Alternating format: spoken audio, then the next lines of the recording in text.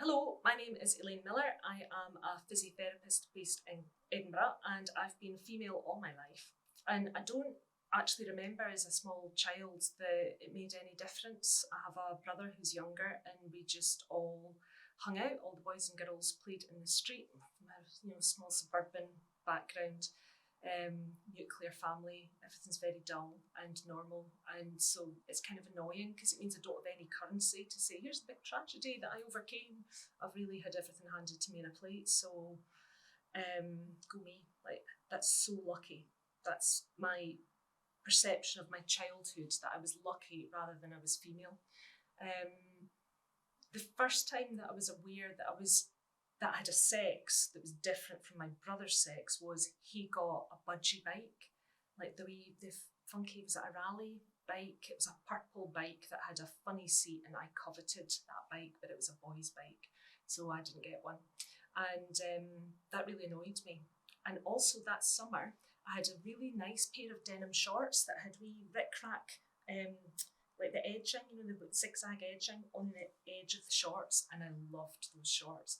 And my friend told me that my legs were too fat for shorts, and I've never worn shorts again, and I'm 50.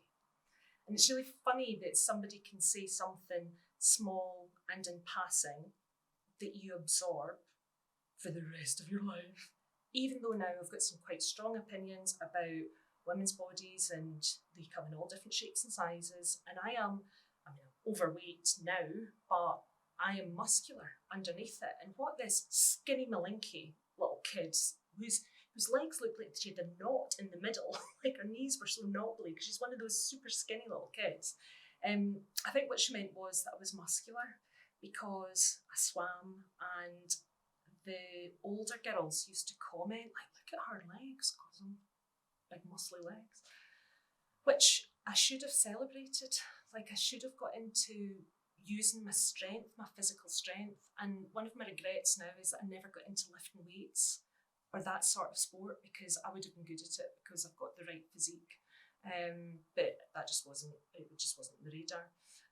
Instead, I felt shame about my body, and that persisted until I was in my early teens, that awkward stage. And I wasn't so affected by it that made me unwell, but it was things like at Christmas in Scotland, we have this awful thing in PE where they do social dancing and they teach you how to do ceilidh dancing.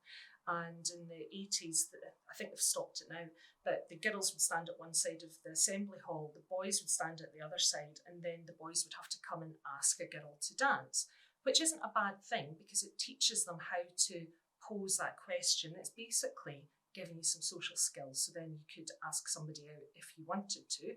The girls never asked the boys, of course, because it was the 80s.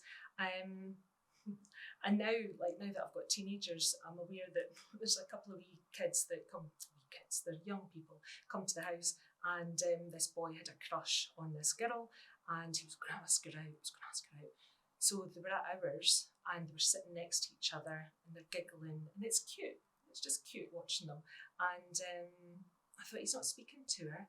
He texted her or Snapchatted her. He's sitting next to her, chit chat. And then she's like that. He didn't actually talk. So I'm kind of now a fan of the awful situation that I was put through with this barrage of young men coming towards you to ask you out. And for the dance rather. And I was never the first one to be asked, obviously, because, I was dumpy with muscly legs. And then this one time, standing there, and they were coming to me, I couldn't believe it. And I was like, my goodness, I must have blossomed. But I was standing next to Jardine Dunlop, and she was the hot girl. So they were coming to Jardine, and I'm left standing there till the very end again.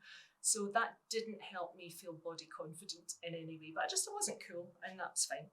I was happy though, like it didn't bother me, it was just an observational thing. And then I went to uni, and that was a lot of fun, but again, I just didn't really get a sense of myself that I have now at 50. And I think that's really common, that it takes women a while to kind of grow into yourself and not care so much about what other people think, which is a societal problem, and a lot of feminist writing has been done about that, and I must read some of it. So then when I was about, well, I got married in my late 20s and set about breeding in an ill-advised way, really, because I had 3 babies in 4 years, and oh my goodness, that taught me quite a lot about womanhood. I'd like to understand more, I'd like to see more feminist reflection on motherhood and like the physical, like the animal side of it. There was weird shit that happened that I didn't really expect. For somebody that had done a lot of reading, I work in women's health, I'm educated about these things. I had gone to my antenatal classes, I'd really invested a lot of time, and I was completely flummoxed by the vast majority of the physiological and completely normal changes that happened when I was pregnant and had tiny infants. The main one being that my body responded to the babies before I did. That blew my mind. That I never woke up to the, I'm not a very good mum clearly, I never woke up to them crying, but my breasts did. What's that? It was the wetness of leaking milk that woke me from my sleep rather than hearing the infant cry. And I would find myself running across a park because my body had heard the gasp of the child as they were falling. They hadn't cried, and I was halfway across a field without thinking about it. And I've not seen much written about that or even discussed because it's so instinctive and automatic. But I wasn't great with the babies when they were little because there were a lot of mood problems like women do, and also there was quite a lot of them. So it was just a busy day. I was really on management mode, and then one of them was unwell for a long time, for about 10 years. He's fine now, and I would normally make a joke about it's okay because he's not my favourite, but people might take that seriously, and he might see this, which would probably hurt his feelings, but it's just a joke. Anyway, he's fine, but that was difficult because I had to learn how to be in 3 different places at once, and you can't do that. But now that I'm 50 and I'm about to blossom, I can feel it any day now. Like menopause is another physiological event that I am underprepared for, and I work in women's health. What struck me about that is I was 30 yesterday. Now I'm 50. That means that tomorrow I'm 70. So I need to start looking after myself if I'm going to have a healthy older age, because I'd quite like to be around for a bit because I've got some stuff to read.